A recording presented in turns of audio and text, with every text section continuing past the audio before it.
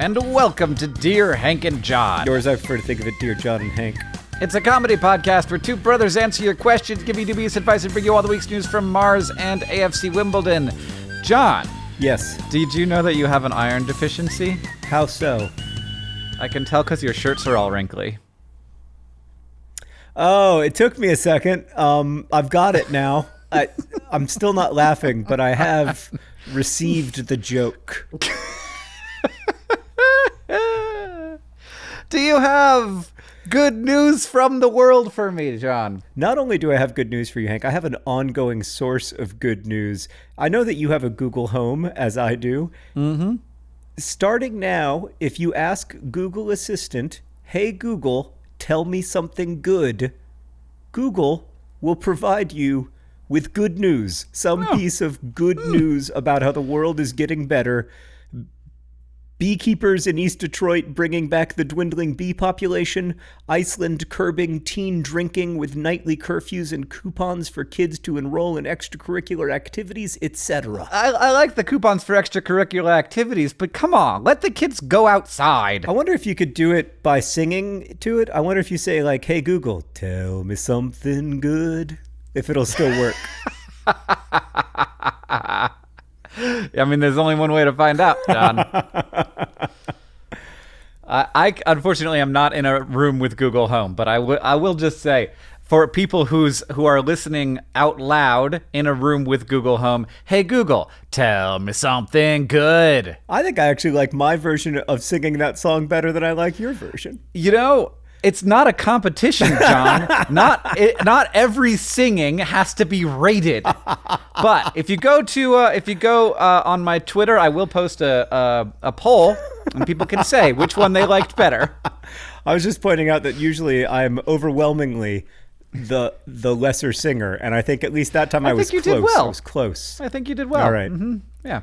Good job. Let's answer some questions from our listeners. It sounds like a good plan. I do love our opening bits, though. I had a good old time. This first question is a real doozy, and it comes from Kiki, who asks, "Dear Hank and John, my name is Kiki, and I recently broke up with my boyfriend of a year and a half. It was pretty rough, and I ended up telling him that I didn't love him anymore. A couple of days later, Drake's In My Feelings came out. So my question is, how do you make a wildly successful pop song less successful so that your ex-boyfriend doesn't have to keep listening to Drake singing Kiki, Do You Love Me approximately 2 million times a day? Best wishes, Kiki, who sadly does not love you." This is awful. Oh, okay, so full disclosure, Hank, I am not familiar with this tune. Would you like me to perform it for you? Ideally not, but I'll... Kiki, do you love me? Are you riding? So you never ever leave from beside me, 'cause I want you and I need you. You could see how Kiki's ex-boyfriend would be upset by this being on the radio all the time. I can't believe you haven't heard it. It's a huge, big hit, and people they're in their car and they get out of their car to do a special dance that I don't even think was Drake's idea. I think that was like an internet thing. There's a special Kiki dance, and you have to be outside of your car walking with your car, because I guess you're riding. It's unclear to me, but it's a meme. Kiki, if I were you, I would change your name and then call your ex-boyfriend and say, "Update, Nicole doesn't love you now."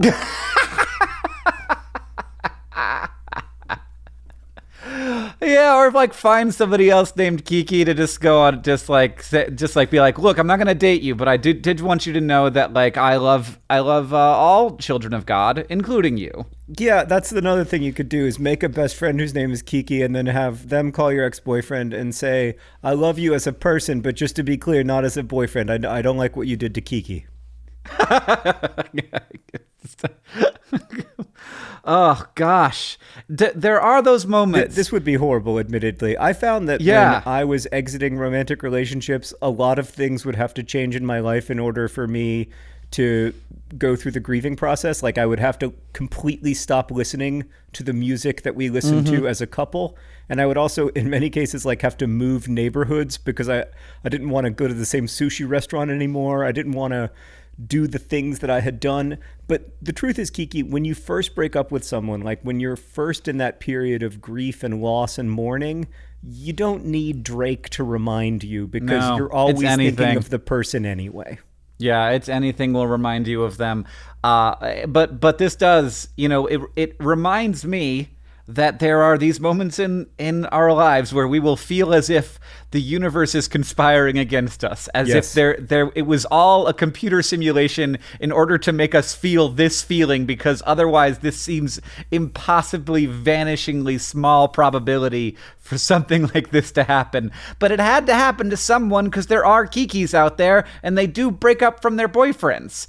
It's a thing that was bound to happen, I guess, and it's sort of remarkable that we got to hear from one of them.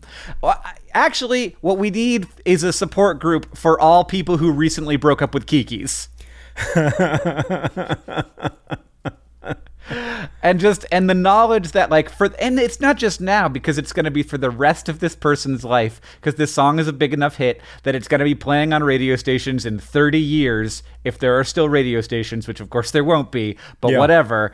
And they will still have to be like, oh, I hate this song. And people will be like, why do you hate this song, Kiki? Do you love? And they'd be like, no, stop. I don't want to talk about it. Those kinds of coincidences always remind me of my friend Amy Krauss Rosenthal, who was fascinated by coincidence and who often wrote that she understood that life was random and that coincidences were not meaningful inherently, but that you could still make meaning out of whatever you want to. And I think that's so true. And so maybe Kiki's ex-boyfriend, maybe you can make some kind of positively meaningful coincidence out of this.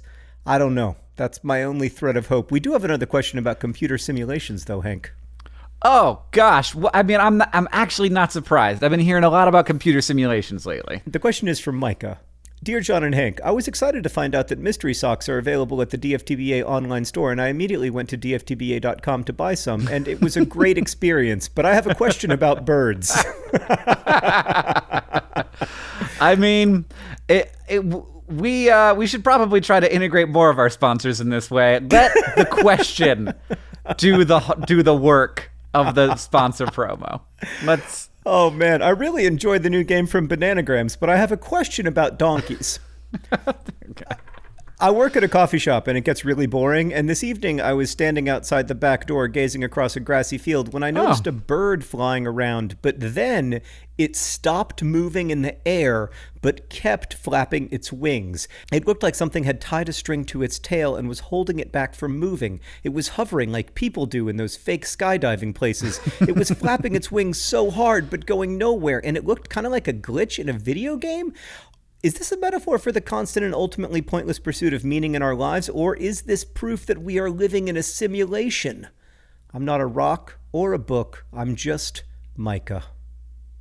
John, do you know what? So first of all, you say you're at your coffee shop and you like walk out the back of your coffee shop and there's just a field with birds. This isn't how I picture most coffee shops. Where is this? Yeah, Micah, it might be that your work is boring because you're working in a coffee shop in the middle of a field. Like you might have located your business in the wrong location. Yeah, I mean, you might want to write a letter to your manager just saying like, maybe we should have put it not in a field. Hey, the birds don't want coffee, Susan. The birds don't want coffee. Listen, Susan, this is a crazy idea, but what if our coffee shop was accessible by road?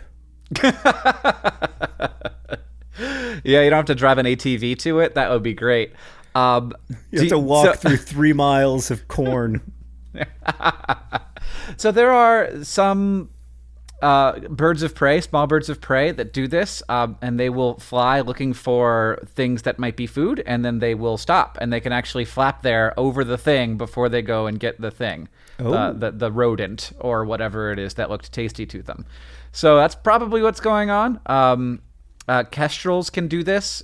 So probably what you saw was a kestrel flying around looking for a snack, and it saw something that might be a snack, and it was hanging there looking and seeing if it had a good line on this little piece of snack. Well, that's good news. So it's not a glitch in the Matrix, yeah. And we're definitely not living in a simulation, Micah. Don't worry about that. I've started to not want to make jokes about living in a simulation anymore because I've started to see people who are like legitimately on the conspiracy train about being in a simulation. Oh, I think it's perfectly possible that we're living in a simulation. I just don't think it's an interesting line of inquiry. It's like asking how many angels you can fit on the head of a pin. It doesn't matter. I think that so here's my hot take on whether we're living in a simulation. I think that knowing that I lived in a simulation would be interesting from a cosmological perspective of like trying to understand the nature of the universe, but it would not at all affect the way that I live my life. Right. Because I might as well be living in a simulation, right? Like there is no objective meaning or value. I apply all of that myself, and we do that collectively as a species and as living things on this planet. And but like external to that, no, who the frick? No, there's nothing there. So it's all on us anyway, whether it's a simulation or whether it's just a very complicated, weird, expanding bubble of space-time. Yeah, no, I feel the exact same way. In general, there are so many questions that the internet is obsessed with that I think are really, really boring.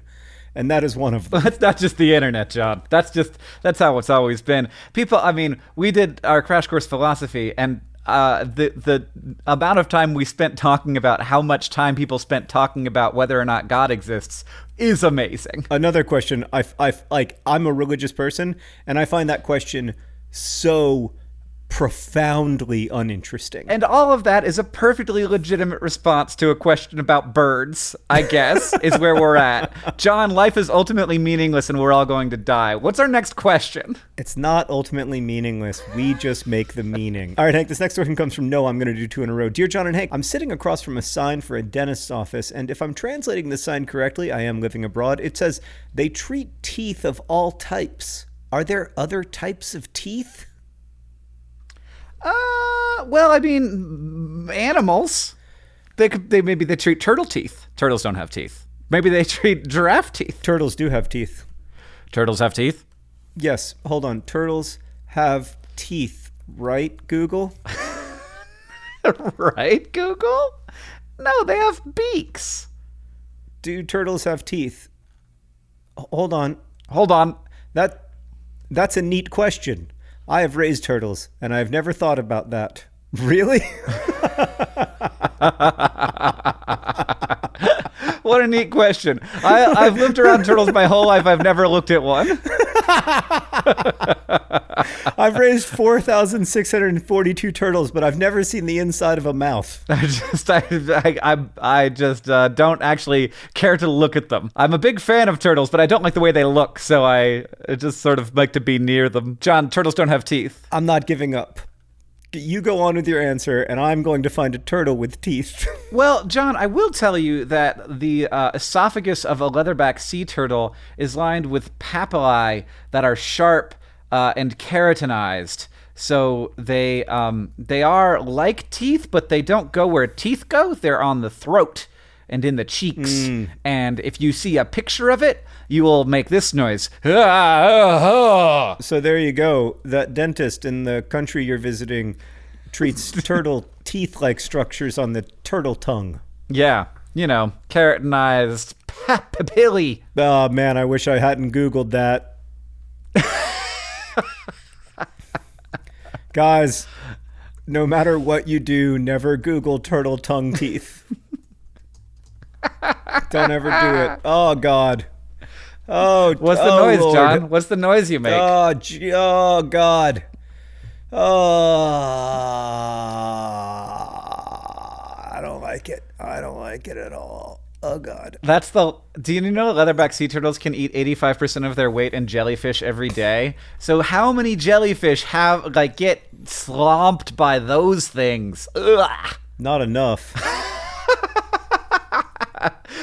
John is now a fan of the keratinized papillae because now he knows that they remove jellyfish from the oceans because you hate jellyfish. Yeah, apparently. Jeez, I'm back on Team Turtle. Oh man, I love jellyfish and turtles.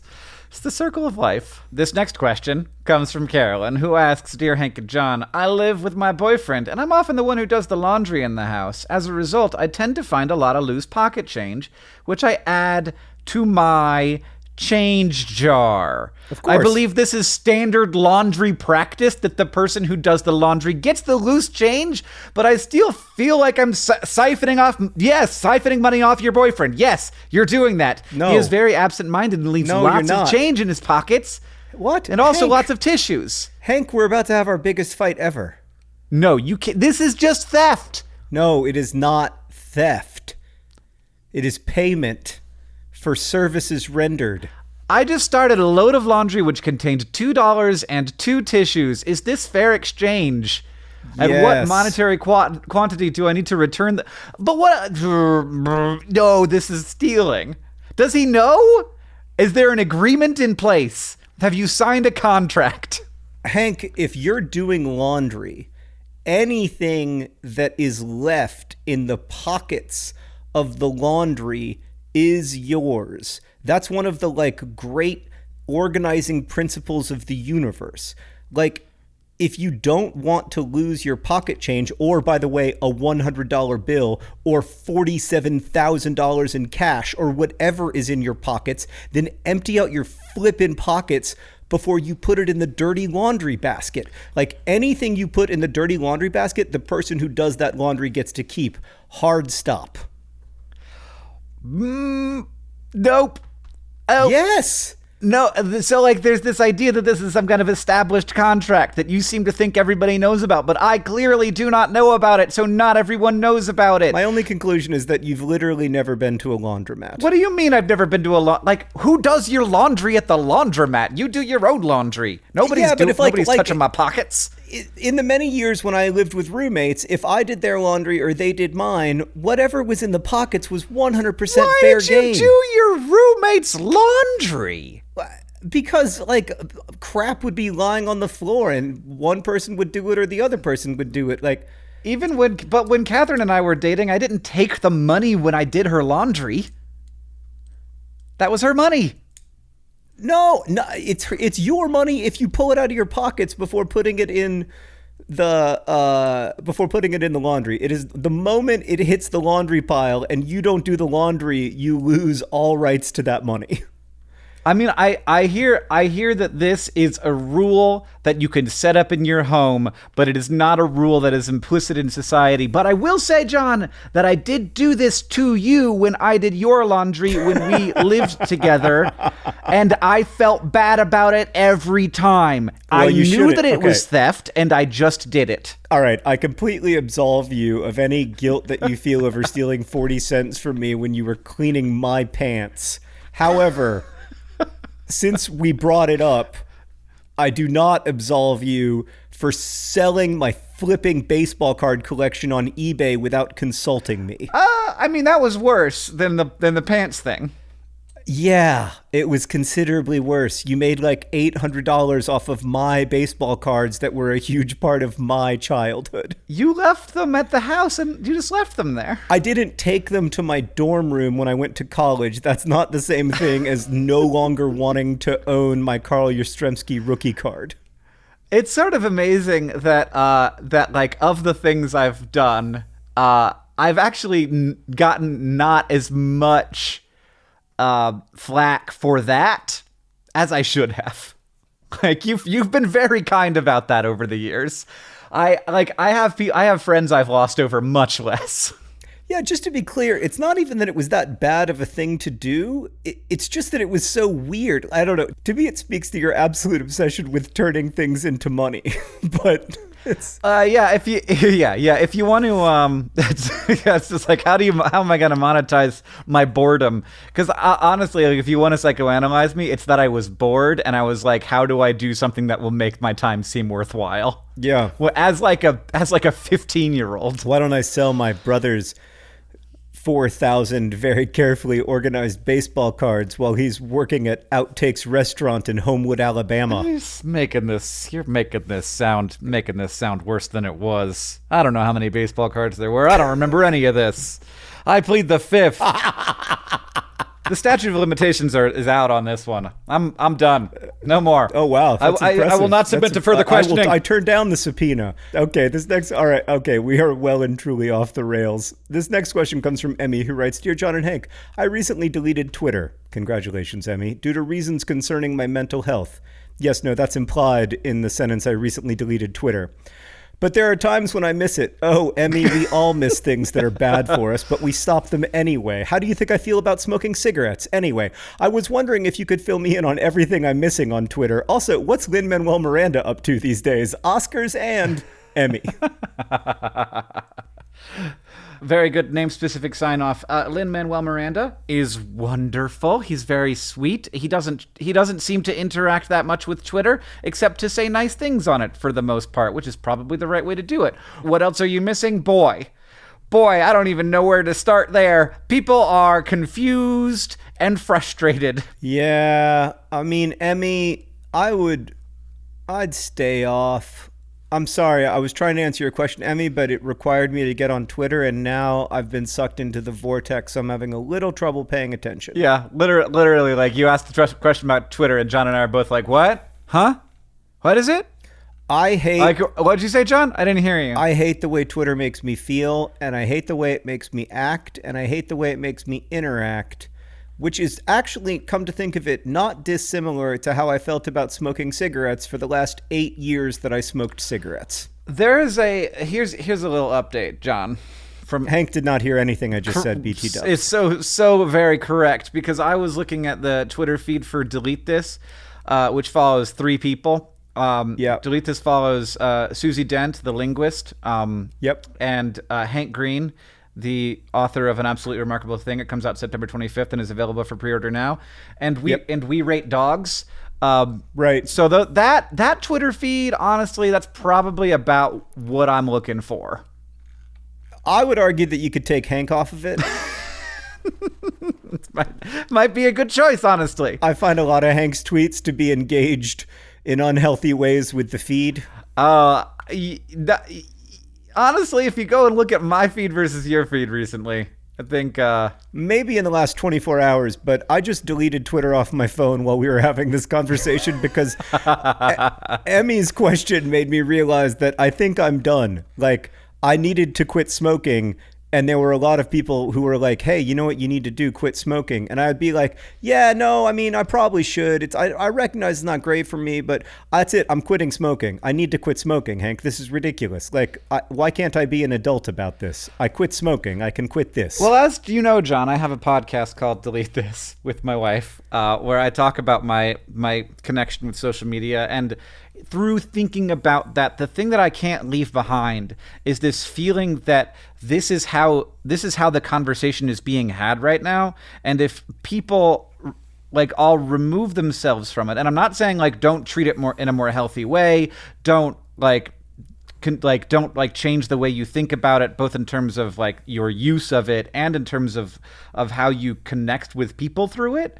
But I feel like if we leave the conversation up to everyone who is not thinking constructively, then like what do we lose? Like I might be wrong, but it feels like this is where the conversation is being had, and so like we need to be where the conversation is. I think you're wrong.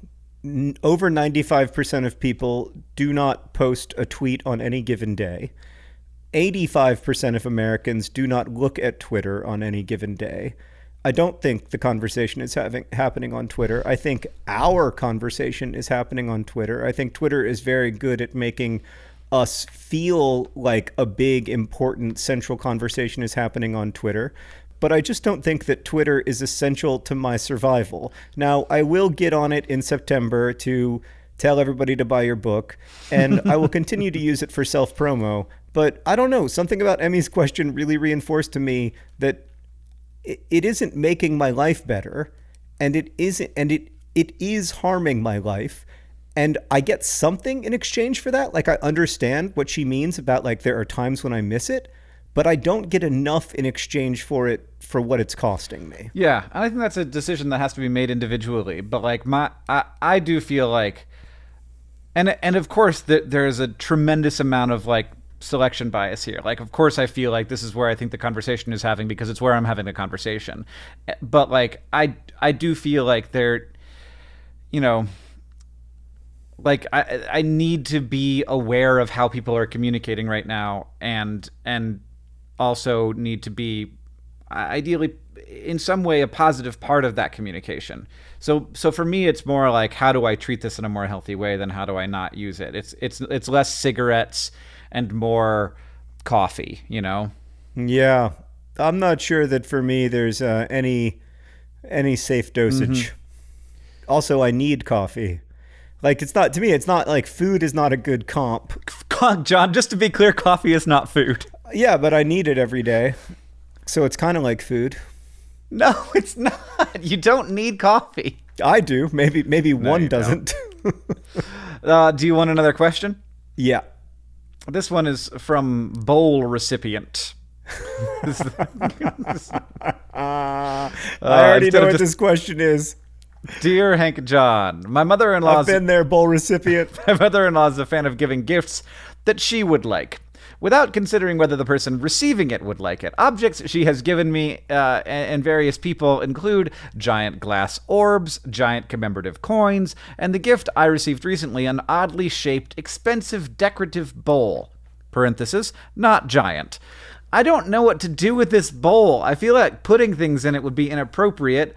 Due to its three-dimensional nature, it takes up a lot of space when it's displayed as a bowl. Space I don't really have. I could get a mount for the bowl, but I worry that I would somehow display it incorrectly. I do not like this bowl. I cannot get rid of this bowl. Please help me figure out what to do. Sincerely, bowl recipient. I like that they didn't want us to use their name because their mother-in-law probably listens to the pod and is probably right now like... Well, I mean, it's a good thing that my daughter-in-law loves bowls. Yeah, she doesn't have any problems with the bowl I've given her. Right, this must be a real problem for other people. Bowl recipient, here's what you gotta do. You gotta say, thank you so much for this bowl, I love it, and get ready for the rest of your life collecting bowls. No. Why? We've disagreed this is the most we've ever disagreed on the podcast. I don't know what's in the water today, but I completely agree that you have to accept the bowl and say that you love it. You don't have to be so enthusiastic that your mother-in-law now thinks that you're a huge bowl fan and starts buying you a bowl on her various travels. I think though this is the key, bowl recipient. When your mother-in-law is visiting or is about to visit, you put out the bowl. Maybe you put a couple pears in there. I don't know how you handle it, but you put the bowl out somewhere. And then when your mother-in-law isn't visiting, you put the bowl away. But where's away? It doesn't sound like there's a ton of place to put this bowl. Oh, you have to have... Well, no, maybe you have to get a piece of furniture, and on the very inside of it, you just have labeled crap from my mother-in-law, and it's great to have all of that stuff together. By the way, my mother-in-law is wonderful and gives great gifts. Just for the record. That's the truth. I'm saying the truth, but I'm also saying that just to be 100% clear because she does listen to the podcast. I love you, Connie, and thank you for all of your wonderful gifts over the years. Moving on. You just have a little area of your house that's like stuff for when my mother-in-law visits, and then right before your mother-in-law comes, you grab everything out of that little closet and you put it around your house in various places. And you just do that for the rest of your life because that is the best solution. Yeah, you gotta like go to the Container Store and get something that's gonna fit under your bed or something. It sounds like maybe you live in a pretty small place and you don't want to like be harboring bowls for no reason, but you have to harbor bowls, and it's not no reason. It is a reason. It's just not that you love this bowl. It's a separate reason from your feelings about the bowl. Right. No, it's about you loving your family and dealing with the minor inconveniences that accompany love. I will say, bowl recipient, that one strategy you might try is sitting down with your mother-in-law and saying, hey, would you like to watch an episode of The Simpsons? And show her the episode of The Simpsons where Homer gives Marge a birthday present that is a bowling ball drilled to his fingers. I mean, but that's not this, because the mother-in-law isn't giving you a gift for her. she's giving you a gift that she would like. Which is not. It's a failure of empathy. It is not a explicit removal of your value to her value.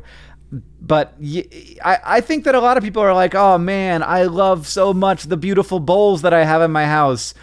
But it's also a little bit of a statement on like, wouldn't you like to make your place look nicer? Here's a bowl. Put some fake fruit in it. Yeah, so it's a smidge passive aggressive for sure. But again, these are the little prices that you pay in order to live in community with other people. So I think it's worth it, bowl recipient. But if you want to make a stink about it, it's up to you. I think that one thing that's weird about decorative bowls is that you can't put that many things in them, but there are some things you can put in them. I feel like if you put them in the middle of a table and you put fruit in them, then they can be useful because you do need to put fruit somewhere. And speaking of fruit, I have another question for you, John. What a great transition, Hank. It's from Jasmine, who asks, Dear Hank and John, I'm in the kitchen, and I have decided to make cupcakes. This is a great decision. It's wonderful. I don't normally cook. Frankly, I'm quite terrible when it comes to anything remotely related to a kitchen, but today I have decided to try. I have all the right ingredients to make cupcakes, the box mix ready to go, but I'm out of eggs. Jasmine, wait, hold on. You don't have all the ingredients. Jasmine, there's only 2 ingredients. The box mix and eggs. Maybe some milk. You're missing at least 33% of the ingredients, Jasmine. You made it sound like you're almost all the way there, but no, you're at most 2/3 of the way there. I'm a bit disappointed, and I wanted to make these cupcakes for my friends, and it got me wondering, what can I use instead of eggs? And why does a cake even need eggs? Bunch of reasons. First off. Oh my gosh. Oh my. Eggs are pretty important to baking, but you can use other things. So yes. Sarah and I have actually experimented with this. What most people use that I've seen is like a weird mix of water and baking powder and oil. But if you don't have eggs, I'm kind of suspicious as to whether you have baking powder. Another thing that people use is applesauce. Like a quarter cup of applesauce. It's not going to be as good, but it adds some of the protein. The problem is your chocolate cupcakes are a little appley. My favorite thing, actually, we made chocolate cupcakes once using bananas instead of eggs. And that was quite good because a chocolate banana combo is tasty, but it will make your cupcakes taste like bananas. Right. That is a thing that happens. So Jasmine, a thing that I just want to say to you generally is that, like, you're asking too many questions. We don't need to know why cakes need eggs. I bet there's a reason. I bet you could Google it and find it out. But look, you and me, Jasmine, we're not experts. We're not bakers. That's why Betty Crocker is doing the work for us.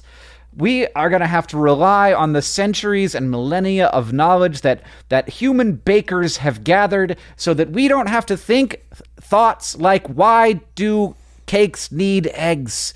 We can just do what we're told and then make something delicious. Hank Green relating every single question to his core belief that people need to believe in expertise again. Make expertise relevant again. The Hank Green campaign motto. What do we have against Betty Crocker's expertise? She's been doing this for longer than a human can be alive. Is that true? I don't know. I was about to Google it, honestly. Great question. 1921, unfortunately. So Betty Crocker could still be alive if Betty Crocker was a person. It would be very difficult. I did not know that Betty Crocker was a fictional character until just now. She was created by a guy named Bruce Barton. Oh. In honor of... Who, by the way, was also a member of the United States House of Representatives. Oh, well, good for you. I mean, what had more lasting impact? I would say Congress. Probably. But that one it's an interesting representative. question, but I'd probably lean toward the United States Congress in terms of institutions. That's just on the Betty Crocker Wikipedia page now, and it says, Betty Crocker also appears as an antagonist in the popular webcomic Homestuck. Of course.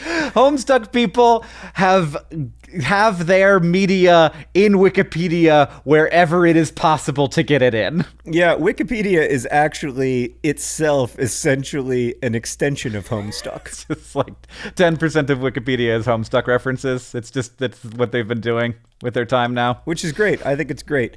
I should add that Betty Crocker was popularized by someone else named Marjorie Husted, who also was the voice of Betty Crocker in addition to writing the radio scripts. So there you go. That's my entire history of Betty Crocker. Just inserted into a podcast. If you liked that, you'll love my podcast, The Anthropocene Reviewed, in which I will be reviewing Betty Crocker very shortly. Or our patron-only podcast, This Week in Ryans, which may also have something to do with Betty Crocker. We'll see what happens. I think we have to try to finally get through an actual Sandra Bullock episode, but whatever. No. That's an inside joke that only Hank and me and the 14 people who listen to This Week in Ryans will get. It's dangerous ground. Which reminds me that this podcast is brought to you by John's podcast, The Anthropocene Reviewed, which is a podcast that is about... What is it about, John? Hank's never listened. Today's podcast is also brought to you by Turtle's Tongue Teeth. Turtle's Tongue Teeth. It's a thing. It's a thing. This podcast is also brought to you by Carl Yastrzemski.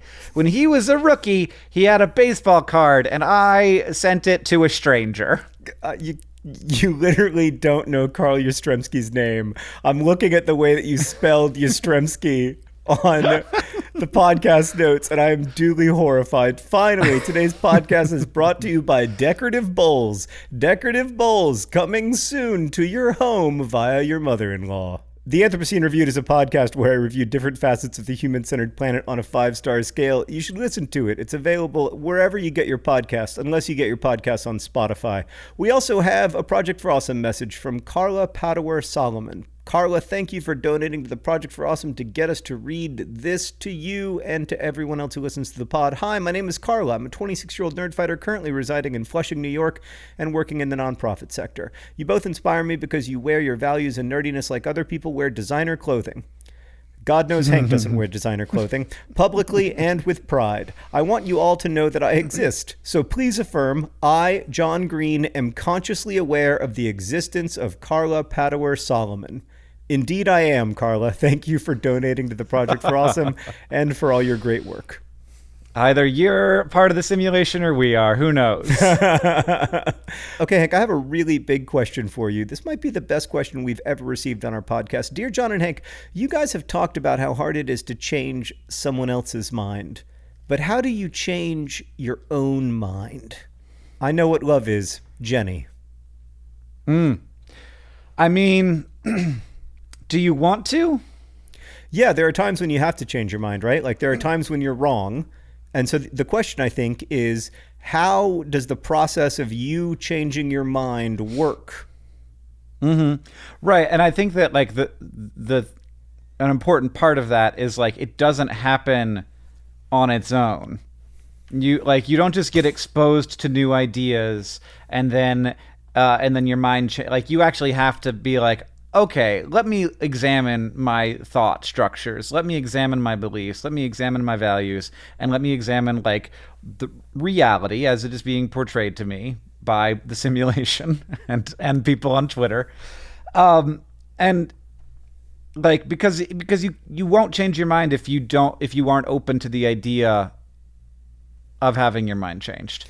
Because I think that every time it's happened for me, it's been a combination of an involuntary, like, this is a thing that is happening and I kind of don't even want to recognize that it's happening because I will, like, my former self that's still inside of me will feel mad about it, or I will feel as if I'm betraying that former self.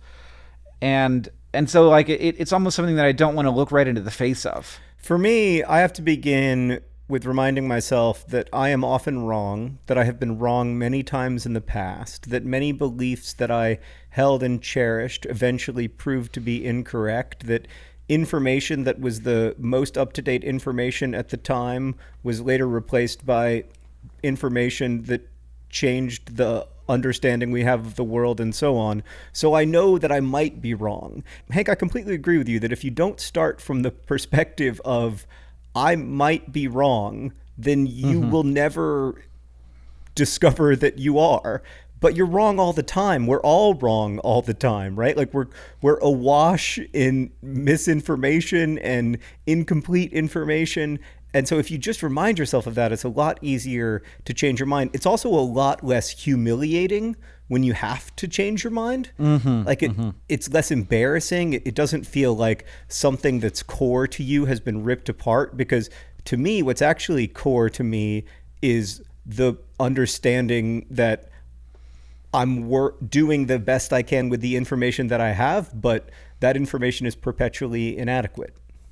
And maybe that's like another good way to take this a level deeper, to say like, don't base your identity on the individual beliefs that you have, the individual like, this is right, this is wrong. I think that like, this is sort of my like perspective on this particular political debate. Base your identity on your values. Like, what do I believe is the way that humans should live inside the world? What do I think are the things we should be working for as individuals, as a country, as a species, kind of thing? Yep, Hank, I agree. This next question comes from Albert, who writes, Dear John and Hank, over the past few months, I've been working at the fast food chain Del Taco as a grill employee. Protocol is that whenever I pull the fries out, I shout, hot fries! And my coworkers respond, thank you, hot fries! This is also the case for things that I supply to the taco bar. Never once am I or any other grill worker referred to by name, despite being on really good relations with everyone else. This raises a few questions to me, many of which are unsettling. Is this some form of subtle corporate dehumanization to rename me not Albert but Hot Fries? Are we all just perceived by the products that we produce and not ourselves? Hey, hey, hey, Albert. Oh my goodness. That's a high quality name specific sign off, Albert. It is. But I mean, why even call yourself Albert at this point? That's right. That's right, Hot Fries. Thanks for your question, Hot Fries. I mean, the other problem that this has created is the number of people in the world who now have Hot Fries as their nickname has gone up exponentially since this policy. I mean, how great of a nickname is that, though? I mean, who among us would not want to be known as Hot Fries? Yeah, unlike Jasmine, who will just have to call eggless cupcakes. Way worse of a nickname. Yeah. I mean, imagine like walking up to a friend and your friend is like, hey, Hot Fries. And you're like, hey, what's up? And then they say, hey, Hot Fries, I'd like you to meet my friend Joe. Joe, this is my buddy Hot Fries. Joe's going to be like, I don't know who the hell that guy is, but I want to be friends with him. Who doesn't want to be friends with Hot Fries? Like, I want to have a best friend named Hot Fries so badly. I mean, there isn't much that I like more, honestly, than Hot Fries. Yeah, here's the thing, Albert. I mean, Hot Fries. Here's the thing, Albert. Yes, every corporation wants nothing more from you than to extract more value from your labor than your labor costs the corporation. That noted, I would lean into the Hot Fries thing. The question is, John, I want to, like, when they say, thank you, Hot Fries, do they say, thank you, Hot Fries? Like they're saying thank you to Albert, and then they are responding so that everyone knows that Hot Fries are the thing that is happening? Or are they saying, thank you, Hot Fries, as if they are referring to you as your commodity? Right, which I would argue the second one is much better, because then your name is Hot Fries. Right, but in that case, John, what would my name be? Thank you, CEO of fifth-rate companies. Holy crap, John. Woo. Ooh, that's not burn. Mean. That's not me. You're the CEO of 11 companies that employ a grand total of 22 people. Del Taco has 470 million employees, Hank. Oh, there are more people working for Del Taco right now as we speak than there are people living in Europe. The size of that's not true. For just to be very clear, not even close. I wasn't planning on calling you out, but there it is. Couldn't handle it. But the size of your company is not your self-worth, John. Right, nor is being Hot Fries. I guess we should all hope that you do start calling each other by your names at some point. You don't have to do it during the customary thank you, Hot Fries moment, but At other moments, when you're just talking amongst yourself and like you do a favor for somebody, or you pick up a shift, or go grab the mop bucket from the back for somebody else, they'll say, "Thank you, Albert." And you'll also refer to them by their name and not their commodity. But in the moment when the hot fries have arrived, everybody says, "Thank you, hot fries." I personally would like to transition to a world where at work you only refer to everyone else by their job. Like, "Thank you, assistant editor. Thank you, editorial director." No. I don't like it. When they were addressing me, they could be like, "Thank you, guy who used to be the CEO but then got demoted and no longer has a title." "Thank you, person we don't know what to put on the business card for." "Thank you, guy who didn't fit into the org chart because not a great employee." Yeah, you're adding value. It's kind of you to say. I'm happy to commoditize you, John. I appreciate that. I do report to Hank these days, and I have to say, he's a terrible boss. Oh, thanks. I'm just kidding. You're a great boss. What? I was looking at Twitter.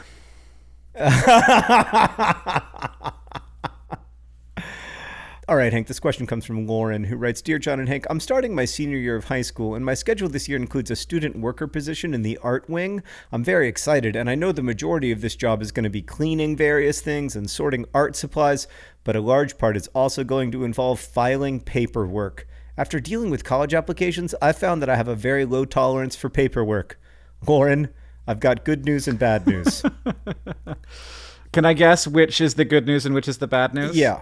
Is the bad news that you're going to have to do a bunch of paperwork, not just now, but forever? That is the bad news. Is the good news that there are podcasts? Because, like, most of people had to do this before podcasts. That's very true. No, the good news was going to be that on the other side of boredom lies some kind of transcendent wonder. But why go there when you can just listen to podcasts?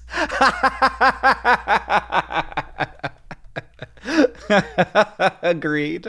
All right, Hank, it's time for the news from Mars and AFC Wimbledon. What's the news from Mars this week? John, the update from Opportunity is that there are no updates yet.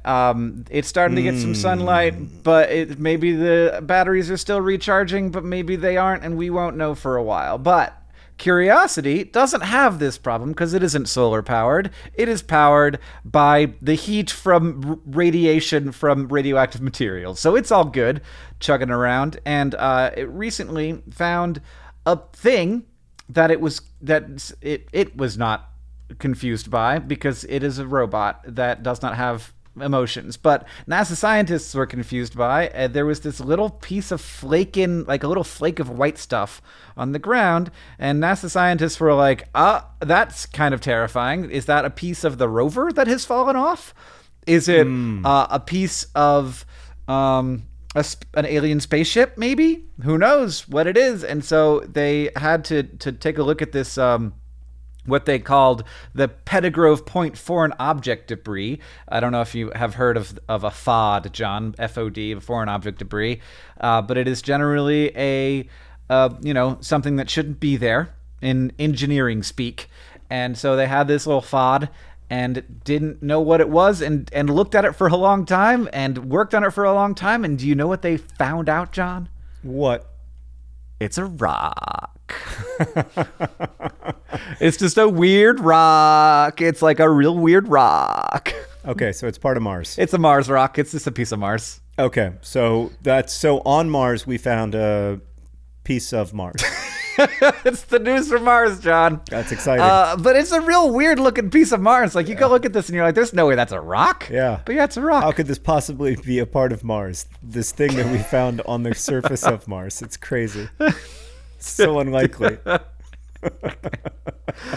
Yeah, so if you if you want to find a reason to feel like a Mars rover wasn't worth the price, it's how much time we just spent being like, what is this thing, before we were like, oh, it's Mars. But it's still interesting because it's a part of Mars that we would not have seen unless we were able to see it up very, very close. And it is a weird little rock flake. It's very light colored, and it's very thin and long. And so It looks like a coconut, like a piece of shaved coconut is what I'd say. The kind of shaved coconut you put on your really terrible brownies that didn't have eggs in them.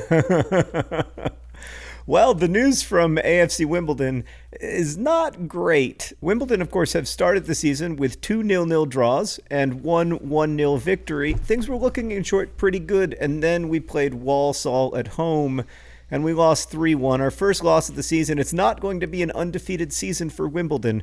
Yeah. So the goals... But John. Yes. You scored a goal, and scored a goal. That... I feel like matters a lot. Yep. I don't know if it actually does, but there was that very long stretch last season where you just didn't do that. Yeah. So as long as you're still scoring goals, I feel good. Listen, we are in 11th place, and if we're in 11th place at the end of the season, I will be very happy. So we scored some goals. Well, 1 goal. And I have to say, I watched the whole game. Now that the AFC Wimbledon app is so good, the video coverage is really expensive, but it is also very good, and you can listen to the WDON radio coverage at the same time, and it's a really high quality experience now. I really enjoy watching the games, and even though we lost 3-1, including the worst own goal I have ever seen in professional football ever. Oh God. Will Nightingale, God bless him, wonderful kid, great player, just passed the ball directly into the net. As cool as you like. Even though we lost 3-1, I have to say we played well. We don't appear to have a great quality finisher at the moment. Like we are struggling to score goals, but the passing is really fluid. Like even though we lost 3-1, I thought that Wimbledon looked better than they did at almost any point last season. It was really creative, flowing football, and it showed me that, Wimbledon can play multiple styles, which I think is good news. So I don't know. Even though we lost, I still feel kind of hopeful about it. And again, there are worse places to be than 11th place. For instance, Oxford United have played 4 games and have 0 points. Ooh, well, let's do our best to not have. Oh, I'm watching the own goal, John. Oh boy. Oh yeah, boy, it's not a good look.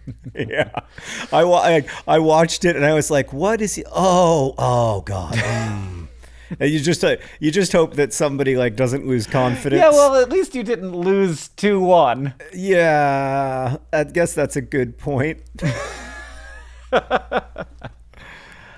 Oh, man. All right, Hank, thank you for potting with me. Thanks, everybody, for listening. We are off to make This Week in Ryans our patron-only podcast over at patreon.com/DearHankandJohn. This podcast is edited by Nicholas Jenkins. It's produced by Rosianna Halse-Rojas and Sheridan Gibson. Our head of community and communications is Victoria Bongiorno.